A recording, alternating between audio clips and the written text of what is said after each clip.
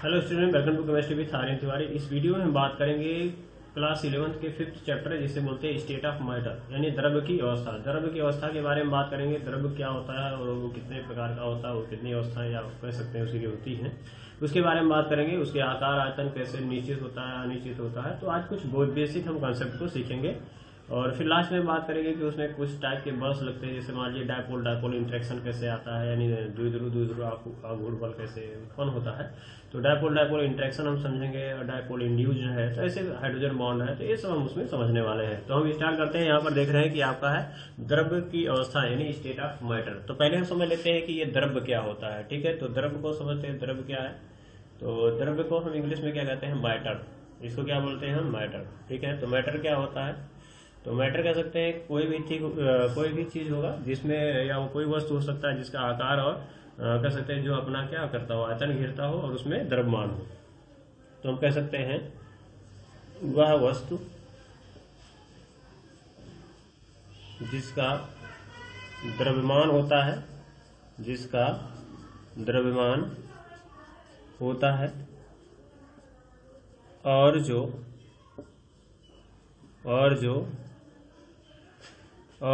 स्थान घेरता है, और जो स्थान घेरता है द्रव्य कहलाता है। क्या कहलाता है? द्रव्य कहलाता है। ठीक है, अब यहाँ भी बात आती है कि यानी कह सकते हैं कि जिसका द्रव्यमान होता है और जो स्थान घेरता है। तो स्थान को घेरने माने कह सकते हैं घेरा गया जो स्थान होता है उसी को कहते हैं आयतन। उसी को क्या कहते हैं? आयतन। तो ऐसा भी कह सकते हैं कि जिसका द्रव्यमान तथा आयतन होता है वह क्या कहलाता है? द्रव्य। यानी वह वस्तु या वह पदार्थ, ठीक है, जो जिसका द्रव्यमान तथा आयतन दोनों होता है उसे क्या कहते हैं? द्रव्य कहते हैं। ऐसा भी हम कह सकते हैं।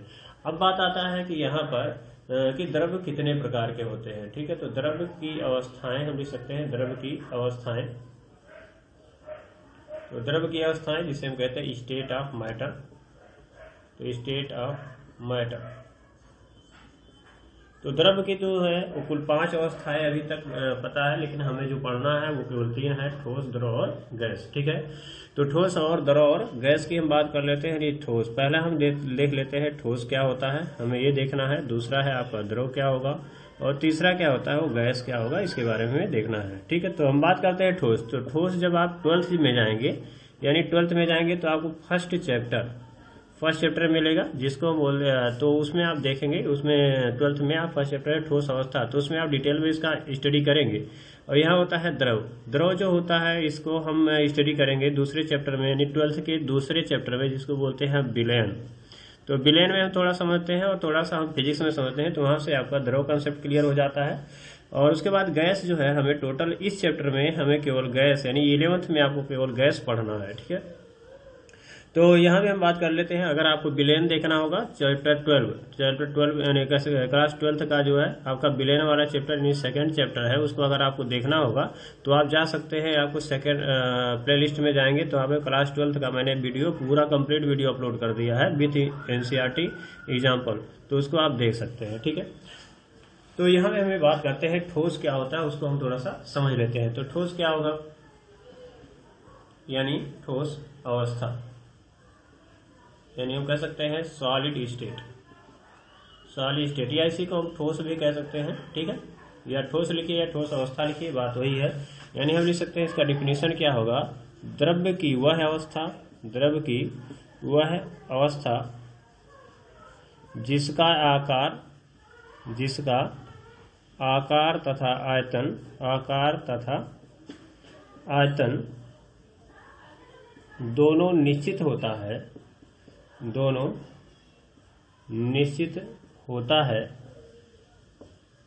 होता है, ठोस कहलाता है या ठोस अवस्था कहलाता है। ठोस अवस्था कहलाता है रस में, यानी जिसका आकार तथा आयतन दोनों निश्चित होगा उसे हम क्या कहेंगे? ठोस कहेंगे। ठीक है, जैसे मान लीजिए ईंट हो गया, ठीक है, ईंट हो गया, लकड़ी हो गया, लोहा हो गया, तो ऐसा बहुत से आप एग्जाम्पल ले सकते हैं। ठीक है, अब यहाँ पे बात आती है कि इसका आकार और आयतन दोनों निश्चित क्यों होता है। तो अगर हम बात करें तो अणु होते हैं, तो अणु के बीच में हमें 2 फैक्टर हमें देखना है। इसका एक होता है आपका अंतरा अणुक बल। क्या होगा आपका? अंतराणु बल होगा। और दूसरा जो होता है उसे हम थर्मल एनर्जी यानी ऊष्मीय ऊर्जा कहते हैं। ठीक है, दोनों उसमें क्या होगा, ऊर्जा, यानी दोनों के बेसिस पे हमें डिफाइन कर सकते हैं कि यह ठोस का आकार और आयतन क्यों निश्चित होता है। ठीक है, तो बात करते हैं अंतराणु बल की, ये क्या होता है। तो इंग्लिश में अगर बात करें तो इसे इंटरमॉलिक्यूलर फोर्स कहेंगे, इंटरमॉलिक्यूलर फोर्स। अब इंटरमॉलिक्यूलर फोर्स की अगर बात करें तो इसको देखो जरा, इसमें कह रहा है इंटर, इंटर मतलब होता है बिटवीन, इंटर मतलब होता है क्या, बिटवीन, और उसके बाद मॉलिक्यूल है, तो मॉलिक्यूलर मतलब कह सकते हैं मॉलिक्यूल। ठीक है, यानी फोर्स, यानी ऐसा फोर्स यानी बल जो क्या हो, मॉलिक्यूल्स यानी अणुओं के बीच में कार्य करता है, उसे क्या कहेंगे, अंतराणु बल। यानी अणुओं के बीच में लगने वाला जो बल होगा उसे क्या कहेंगे, हम अंतराणु बल कहेंगे।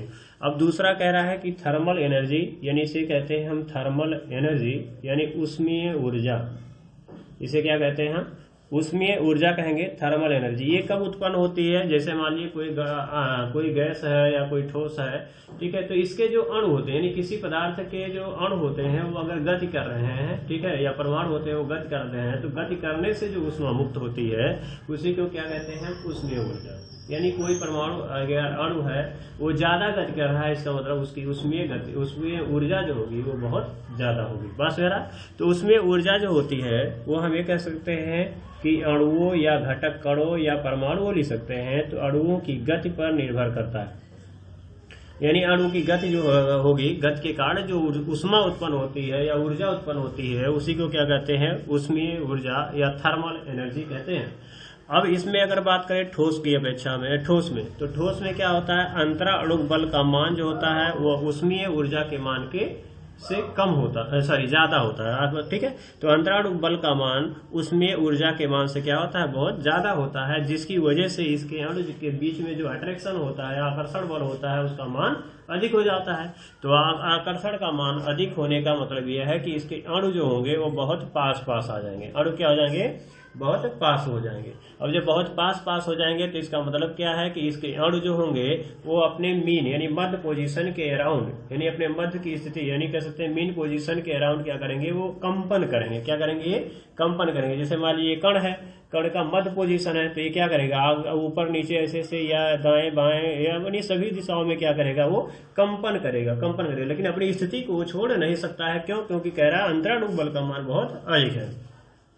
तो अंतराणु बल का मान बहुत अधिक होने के कारण ये अपने मेन पोजीशन है, कैसे मध्य अवस्था के क्या होता है, चार दिशाओं में क्या करता है, वो कंपन करता है, जिसकी वजह से हम ये कह सकते हैं कि इसकी आकार तथा आयतन दोनों निश्चित होती है। अब जब अपना जगह नहीं छोड़ेगा तो आकार और आयतन दोनों क्या हो जाएगा, वो निश्चित हो जाएगा। ठीक है, तो या हम ये भी कह सकते हैं, बुक में अगर देखेंगे तो ये कहता है कि इसके बीच में, अब देखो इसके बीच में क्या होता है, ये रिक्त स्थान है, यानी जो अणुओं के बीच का ये जो रिक्त स्थान है इसी को कहते हैं अंतराणु का स्थान, अंतराणु स्थान।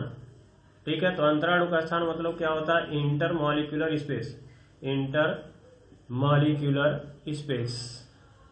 ठीक है, तो अंतराणु का नहीं, इंटर मतलब बिटवीन, मॉलिक्यूल माने मॉलिक्यूल और स्पेस माने जगह, यानी अणुओं के बीच में जो रिक्त स्थान होता है या खाली स्थान होता है उसी को क्या कहते हैं, अंतराणु का स्थान। तो आप ये भी कह सकते हैं कि जब आकर्षण ज्यादा होगा तो अंतराणु का स्थान का मान कम होगा। तो बुक में ऐसा भी पढ़ सकते हैं कि अंतराणु का स्थान का मान बहुत कम होने के कारण इनके मध्य लगने वाला जो आकर्षण बल होता है यानी अंतराणु बल होता है उसका मान अधिक होता है।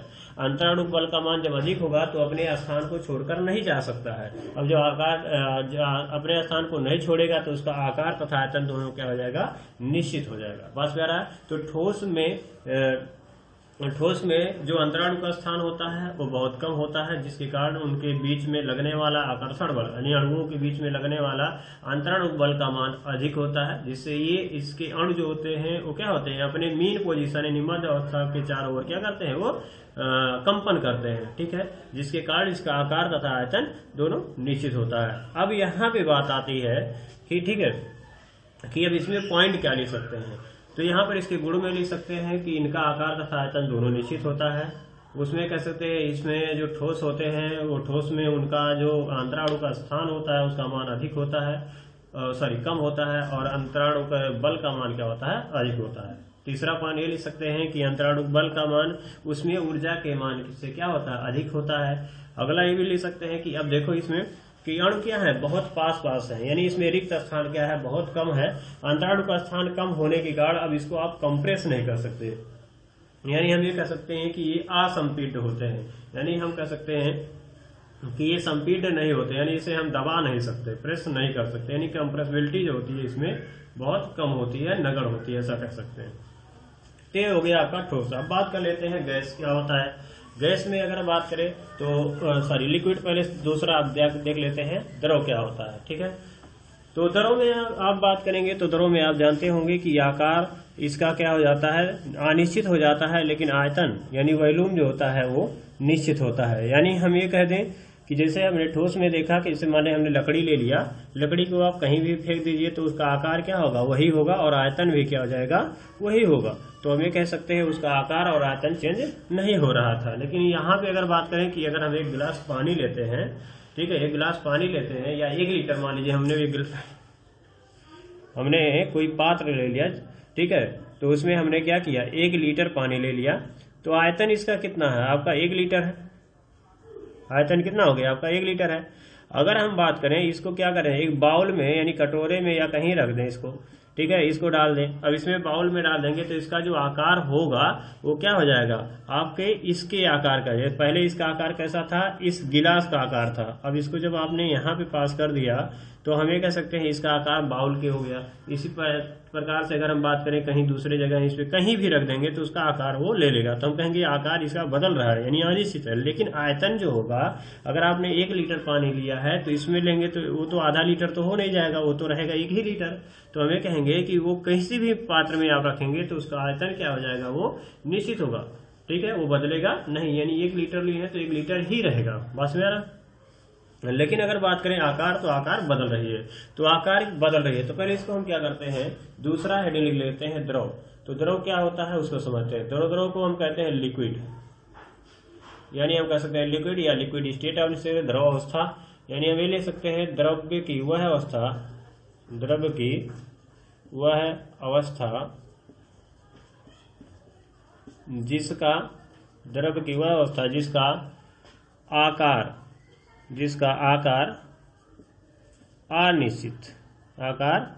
अनिश्चित परंतु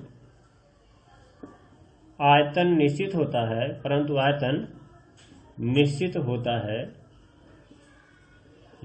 होता है, द्रव कहलाता है, या द्रव अवस्था कहलाता है, सभी लिख सकते हैं द्रव कहलाता है, ठीक है, कहलाता है। जैसे मान लीजिए आपका पानी हो गया, तेल हो गया, ठीक है, ठोस वाले में लिख सकते हैं आप ईंट हो गया, पत्थर हो गया, लकड़ी हो गया, ठीक है, इसमें पानी, तेल, ठीक है, आज लिख सकते हैं, बस मेरा आज।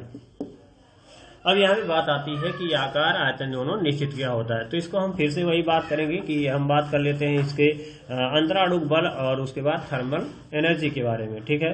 तो इसमें जो अंतराणुक बल होता है, अंतराणुक बल का जो मान होता है वह लगभग कह सकते हैं वह ऊष्मीय ऊर्जा के मान के बराबर होता है, ऊष्मीय ऊर्जा के मान के क्या हो जाता है, बराबर हो जाता है। तो हम ये कह सकते हैं कि इसमें अंतराणुक बल का मान तो कैसे थोड़ा सा ज्यादा होता है, लेकिन हम ये कह सकते हैं कि उसमें ऊष्मीय ऊर्जा का मान बढ़ जाता है, किसके कंपेयरिंग में, ठोस की अपेक्षा में। तो हम ये कह सकते हैं कि इसमें अंतराणुक बल और ऊष्मीय ऊर्जा का मान लगभग बराबर होता है, जिसके कारण इनके बीच में आकर्षण बल कम लगेगा। अब आकर्षण बल कम लगेगा, इसका मतलब मॉलिक्यूल्स क्या होंगे, वो दूर दूर होंगे।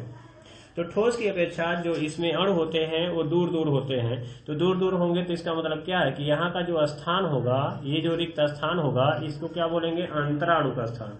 तो अंतराणु का स्थान का जो मान होता है वो क्या जाता है, अधिक हो जाता है। अंतराणु मान का मान क्या होता है, अधिक हो जाता है, किसकी अपेक्षा, ठोस की अपेक्षा, किसकी अपेक्षा, ठोस की अपेक्षा। तो ठोस की अपेक्षा इसका अंतराणु का स्थान का मान अधिक हो जाएगा, यानी अणु दूर दूर हो जाएंगे। अब जब अणु दूर दूर होंगे तो इनके बीच में आकर्षण क्या हो जाएगा, कम हो जाएगा। अब आकर्षण जब कम होगा तो इसका मतलब क्या है कि ये अणु अब मुक्त क्या हो गए, ये फ्री हो गए, कुछ फ्री हो गए, जिससे अब ये गति कर सकते हैं। यानी अब ये इसमें क्या हो जाता है, कुछ गति करने के गुण आ जाते हैं। तो इसको हम ऐसे समझ सकते हैं कि जैसे मान लीजिए हमारे पास अणु है और ये अणु क्या हो गए, ये दूर दूर। अब 4 अणु है, मान लीजिए आपको कोई 4 परमाणु या घटक कण मान लो, और ये कोई द्रव है। तो इसमें आप बात करेंगे तो इसका आयतन क्या है, आयतन क्यों निश्चित होता है उसको हम समझ लेते हैं। तो यहाँ पर देखो ये स्पेस इतना होता है कि ये अणु जो है यानी परमाणु जो है वो यहाँ आ जाए। तो अगर ये यहाँ आ जाता है तो इसका मतलब क्या है कि यहाँ पर एक अणु हुआ और एक अणु यहाँ हुआ और एक अणु वाला ये होगा, यानी ये हमने तीनों यहाँ पे ड्रा कर लिया।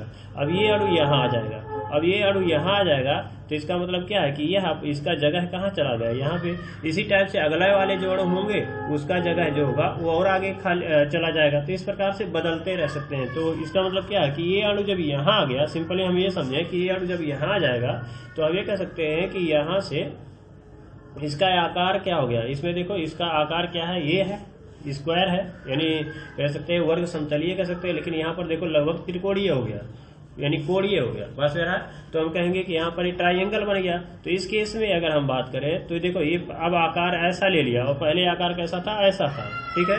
तो हम कहेंगे आकार क्या हो गया, बदल गया।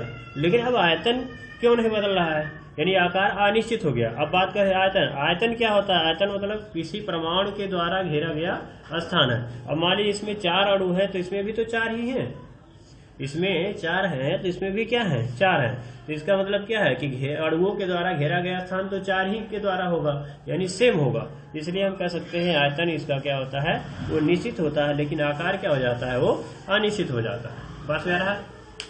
तो इसके गुण क्या ले सकते हो, तो इसमें हम कह सकते हैं कि ठोस की अपेक्षा इनमें अंतराणु का स्थान का मान क्या हो जाता है, काफी अधिक हो जाता है, ठीक है। ठोस की अपेक्षा इनमें अंतराणु का स्थान का मान अधिक हो जाता है, जिसके हम कह सकते हैं कि ठोस की अपेक्षा अंतराणु बल का मान कम हो जाता है। अब अंतराणु बल का मान जब कम होगा तो अट्रैक्शन कम होगा, तो इसके अणु जो होंगे वो गति कर सकते हैं। अब गति करेंगे तो इसका मतलब क्या होगा कि इसका आकार क्या होगा, अनिश्चित हो जाएगा, परंतु आयतन क्या हो जाता है, वो निश्चित होगा। आयतन क्यों निश्चित हो रहा है, क्योंकि ये अणु अपना छोड़ करके नहीं जा रहे हैं, यानी उसी के अंदर ही अपने अंदर ही क्या कर रहे हैं, वो फिसल रहे हैं, एक दूसरे पे के अणु पे क्या हो रहे हैं, वो फिसल रहे हैं, लेकिन वो अपने अणु को छोड़ करके नहीं जा सकते। अब वो छोड़ करके जाते तब ना आयतन उसका अनिश्चित होता, लेकिन यहाँ पे वो छोड़ करके नहीं जाते हैं, यानी अपने अणु के अंदर ही क्या करते हैं, वो गति करते रहते हैं, ठीक है। तो हम कह सकते हैं इसका आकार जो होता है वो अनिश्चित और आयतन क्या हो जाता है, वो निश्चित हो जाता है। क्लियर। अब यहाँ पे बात आती है कि इसमें कौन कौन से हम पॉइंट ले सकते हैं। तो लिखो कि अंतराणु का स्थान का मान क्या हो जाता है, काफी अंतराणु का स्थान का मान ठोस की अपेक्षा क्या हो जाता है, अधिक हो जाता है। और दूसरे में लिख सकते हैं इसमें अंतराणु बल का मान जो होता है वो ठोस की अपेक्षा क्या हो जाता है, कम हो जाता है। इसमें अणु जो होते हैं, तीसरा मान लिख सकते हैं, इसमें अणु जो होते हैं कुछ ठोस की अपेक्षा स्वतंत्र हो जाते हैं, जिससे ये अपने अणु के अंदर ही क्या जाते हैं, फिसलते रहते हैं, अणु के ऊपर क्या करते हैं, वो फिसलते रहते हैं, ठीक है। जिसके कारण इसमें तरलता का गुण आ जाता है, यानी फ्लूइड प्रॉपर्टी आ जाती है, ठीक है। इसलिए इसे हम इसे फ्लूइड यानी तरल अवस्था भी कहते हैं, जिसे हम क्या कहते हैं, तरल अवस्था या फ्लूइड स्टेट भी हम कहते हैं, फ्लूइड स्टेट भी इसे क्या कहते हैं। अब बात करते हैं इसकी कंप्रेसिबिलिटी फैक्टर की, यानी हम कह सकते हैं कि ये क्या होंगे, संपीड होंगे, क्या हो जाएंगे, संपीड, यानी हम इसे दबा सकते हैं, दबाएंगे तो क्या होगा, ये अंदर जाएंगे। क्यों, देखो इसके बीच में क्या है, अंतराणु का स्थान है। अब ये जब दबाओगे तो उस स्थान पे वो जा सकता है, यानी ये पास आ सकते हैं। तो हम कैसे कह सकते हैं इसमें संपीड्यता का गुण पाया जाता है, यानी हम कह सकते हैं ये ठोस की अपेक्षा अधिक संपीड होते हैं। तो ये हमने देख लिया द्रव होता है। अब देख लेते हैं गैस क्या होगा। तो गैस में हम लोग जानते हैं कि गैसियस मॉलिक्यूल्स में यानी गैस के अणु में आकार और आयतन दोनों क्या हो जाता है, अनिश्चित हो जाता है। अब क्यों हो जाता है तो उसके बारे में हम बात करते हैं, ठीक है। तो अगर जो है आपको यूपी बोर्ड या कह सकते हैं कि बिहार बोर्ड या कोई आपको हिंदी मीडियम केमिस्ट्री से आपको प्रिपरेशन करना है तो इस चैनल को आप सब्सक्राइब कर सकते हैं। यहाँ पे आपको IIT JEE नीट और पूरा NCERT का सोल्यूशन आपको यहाँ मिलने वाला है, ठीक है। तो अब यहाँ पे हम तीसरी अवस्था की बात कर लेते हैं, जो है गैसीय अवस्था। तो हम तीसरा बात करते हैं गैस क्या होता है। तो गैस की अगर हम बात करें या गैसीय स्टेट भी हेडिंग लिख सकते हो, तो हम ले सकते हैं द्रव्य की वह अवस्था, द्रव्य की वह अवस्था जिसका आकार तथा आयतन दोनों अनिश्चित होता है, दोनों अनिश्चित होता है गैस कहलाता है, गैस कहलाता है। बस मेरा तो जिसका आकार और आयतन दोनों क्या हो जाएगा, अनिश्चित हो जाएगा, उसे क्या कहेंगे हम, द्रव कहेंगे। ठीक है, अब यह बात ध्यान रखेंगे। अब कैसे होगा, तो इसमें अगर बात करें तो हमने देखा कि अंतरा अणुक बल, तो अंतरा अणुक जो बल होता है यानी अणुओं के बीच में लगने वाला बल का मान जो होता है वो उष्मीय ऊर्जा के मान से बहुत कम हो जाता है, यानी उसमें ऊर्जा का मान ज्यादा। तो उसमें ऊर्जा कैसे उत्पन्न होगा, अणुओं की गति के कारण, यानी इसमें अणु जो होंगे वो बहुत ज्यादा गति करेंगे, और जब बहुत ज्यादा गति करेंगे तो इनके अणुओं के बीच में आकर्षण बल का मान बहुत कम हो जाएगा। तो हम ये कह सकते हैं कि इसके अणु बहुत इधर उधर कहीं भी गति कर सकते हैं, अटरंडम यानी बहुत ज्यादा इधर उधर अनियमित गति कर सकते हैं। तो हम अनियमित गति करेंगे तो इसको ये उधर चला गया, उधर चला गया, उधर चला गया और उधर चला गया, तो इससे कोई मतलब यानी एक दूसरे के अणुओं से कोई मतलब नहीं रहा, यानी हम कह सकते हैं इनके बीच में लगने वाला अंतराणु बल का मान नगण्य हो जाता है। हम ये शून्य नहीं कह सकते हैं। ठीक है, शून्य नहीं कह सकते, क्यों, क्योंकि किसी द्रव को हम किसी गैस को हम द्रव में बदल सकते हैं, और किसी गैस को हम द्रव में तभी बदल सकते हैं जब उसके बीच में इंटरेक्शन हो यानी आकर्षण हो। तो अगर हम कह दें कि अंतराणु बल का मान शून्य हो जाता है तो थोड़ा सा सही नहीं है, क्योंकि अगर शून्य हो जाएगा तो हम इसे लिक्विफाइड नहीं कर सकते, लिक्विड में बदल यानी द्रव में हम बदल नहीं सकते हैं। बस मेरा तो हम ये कह सकते हैं कि इसमें अंतराणु बल का मान लगभग कह सकते हैं नगण्य हो जाता है, जिसके कारण कह सकते हैं कि इसका आकार और आयतन दोनों क्या जाता है, अनिश्चित हो जाता है। ठीक है, तो अब यहाँ पे बात आती है कि जैसे मान लीजिए आपने एक परफ्यूम की आपने एक बॉटल ले लिया, परफ्यूम की आपने बॉटल ले लिया, और उस परफ्यूम का इसका मतलब क्या है कि इसमें परफ्यूम यानी जो आपका सेंट है उसके जो अणु हैं वो क्या कर लिए हैं, इस बॉटल का आकार ले लिए हैं, और इसका आयतन भी क्या होगा, यही होगा। अब इसको अगर हम क्या कर दें, ओपन कर दें ढक्कन को, स्प्रे कर देते हैं, और उस कमरे में अगर मान लीजिए किसी कमरे में ओपन कर दे तो ये क्या होगा, उस कमरे का आकार ले लेगा। ठीक है, और उसमें अणु जो होंगे वो क्या होंगे, वो कमरे को घेर लेंगे, यानी कमरे को कवर कर लेंगे। अब जानते हो कि अणुओं के द्वारा घेरा गया स्थान ही क्या कहलाता है, आयतन कहलाता है। तो जब कमरे में अणु घेर लेंगे तो इसका मतलब क्या होगा कि उसका जो आयतन होगा वो कमरे के आकार के बराबर हो जाएगा। तो हमें कह सकते हैं अगर मान लीजिए दूसरा कमरा है तो उसमें भी चला जाएगा, तो उसका आकार और आयतन दूसरे कमरे की तरह हो जाएगा। तो हम ये कह सकते हैं कि इसका आकार और आयतन दोनों क्या हो जाएगा, वो अनिश्चित हो जाएगा। क्यों, क्योंकि इनके अणुओं के बीच में आकर्षण बल का मान बहुत कम होता है। ठीक है, यानी नगण्य होता है। ठीक है, तो अब यहाँ पे बात आती है कि इसमें क्या क्या ले सकते हो। तो इसके गुण में हम ये ले सकते हैं, या इसके लक्षण में हम ये ले सकते हैं कि जो गैस होते हैं इसके अणु जो होते हैं वो बहुत दूर दूर होते हैं, जिसके कारण में जो अंतराणु का स्थान का मान होता है वो बहुत अधिक होता है। ठीक है, अब अंतराणु का स्थान का मान बहुत अधिक होगा तो अंतराणु बल का मान क्या होता है, बहुत कम होता है। तो दूसरा पॉइंट ये ले सकते हैं कि इसमें अंतराणु बल का मान बहुत कम होता है।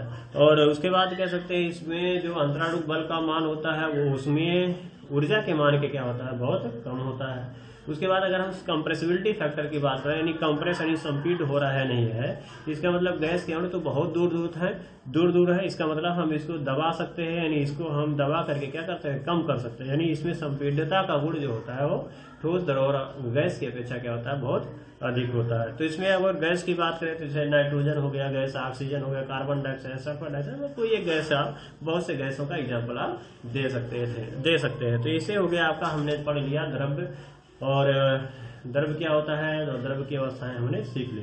अब ये भी कह सकते हैं कि एक द्रव्य को दूसरे द्रव्य में हम बदल सकते हैं, यानी अवस्था परिवर्तन की अगर इसी में बात कर लें तो क्या होगा कि जैसे मान लीजिए हमारे पास ठोस है, क्या है, ठोस है। अब ठोस को अगर हम क्या कर दें, गर्म कर देते हैं, ठोस को हम क्या कर दें, अगर हम गर्म कर दें तो किस में बदल जाएगा, द्रव में बदल जाएगा। ठीक है, तो क्या हो जाएगा, ठोस को अगर हम गर्म कर दें तो किस में बदल जाएगा, द्रव में बदल जाएगा। और द्रव को अगर हम क्या कर दें, गर्म कर दे तो किस में बदल जाएगा, गैस में बदल जाएगा। ठीक है, तो यानी ठोस को आप गर्म करते हैं तो द्रव में, और द्रव को गर्म करते हैं तो क्या हो जाता है आपका, गैस में बदल जाता है। अब ये गैस को अगर हम ठंडा कर दें, गैस को हम क्या कर दें, हम ठंडा कर दें तो क्या हो जाएगा, अणु। अब अणु क्या हो जाएंगे, ठंडा करोगे तो गतिज ऊर्जा क्या हो जाएगी, कम हो जाएगी। तो ठंडा करने पर देखो, अगर किसी चीज को आप ठंडा कर रहे हो, इसका मतलब क्या है कि वह ऊर्जा का त्याग करेगा। अब जब ऊर्जा कम होगी तो गतिज ऊर्जा भी हम कह सकते हैं कम होगी। गतिज ऊर्जा कम होगी तो हम कह सकते हैं कि इसकी जो उसमें ऊर्जा है वो भी मान कम होगा। अब उसमें ऊर्जा का मान जब कम हो जाएगा तो अणु पास पास आ जाएंगे और वो द्रव में बदल जाएगा। अब द्रव है, अब द्रव को फिर ठंडा किए तो द्रव को ठंडा करोगे तो और उष्मा निकल जाएगा बाहर। अब उष्मा और बाहर निकल जाएगा, इसका मतलब द्रव के अणु की जो होंगे उसकी गतिज ऊर्जा और कम हो जाएगी। जब गतिज ऊर्जा कम हो जाएगी तो हम ये कह सकते हैं कि ये अणु और पास पास आ जाएंगे और वो किस में बदल जाएंगे, ठोस में बदल जाएंगे। तो हम ये कह सकते हैं इसमें हम अवस्था परिवर्तन भी कर सकते हैं, ठोस से द्रव, द्रव से गैस, और या फिर कह सकते हैं गैस से द्रव में, द्रव से ठोस में बदल सकते हैं। लेकिन कुछ ऐसे भी पदार्थ होते हैं कि जो है अगर हम उसे गर्म करें, ठीक है, तो वो द्रव में ना बदल करके क्या जाता है, वो गैसीय अवस्था में भी बदल सकते हैं, जिसे हम कहते हैं, जिस प्रक्रिया को क्या कहते हैं, हम ऊर्ध्वपातन कहते हैं। क्या कहते हैं, ऊर्ध्वपातन यानी सब्लिमेशन। तो अगर हम हीट करें, जैसे मान लीजिए कपूर है, अमोनियम क्लोराइड है, अगर आप इसे हीट कर देते हो तो क्या होगा, वो डायरेक्ट गैस में बदल जाएगा। तो हमें कहेंगे कि ये जो ठोस होगा यानी कपूर होगा उसे क्या कहें, सब्लिमेट कह सकते हैं, यानी ऊर्ध्वपातज कह सकते हैं, ऊर्ध्वपातज यानी कह सकते हैं सब्लिमेट। तो गैसीय अवस्था में डायरेक्ट बदल जाएगा, ठीक है। तो इस टाइप से हम क्या कर सकते हैं, द्रव को हम समझ सकते हैं। अब अगले वीडियो में हम बात करेंगे कि द्रव के जो अणु होते हैं, यानी गैस के जो अणु होते हैं या ठोस के जो अणु होते हैं, उनके बीच में, अणुओं के बीच में जो लगने वाला बल होता है वो कौन कौन सा होगा, ठीक है। या हम ये समझ सकते हैं कि उसमें हम वो फैक्टर पढ़ेंगे जिसमें बल बनते हैं। जैसे मान लीजिए हमने जो बंध बढ़ा है तो बंध भी किया है, एक प्रकार का बल है, जिसमें हम कह सकते हैं आयनिक बंध हो गया, सहसंयोजक बंध हो गया, उप सहसंयोजक बंध हो गया, तो भी क्या है, एक प्रकार का बल है। लेकिन उससे क्या होते हैं, कुछ बल ऐसे भी होते हैं जो ऑटोमेटिक क्रिएट हो जाते हैं, उत्पन्न हो जाते हैं।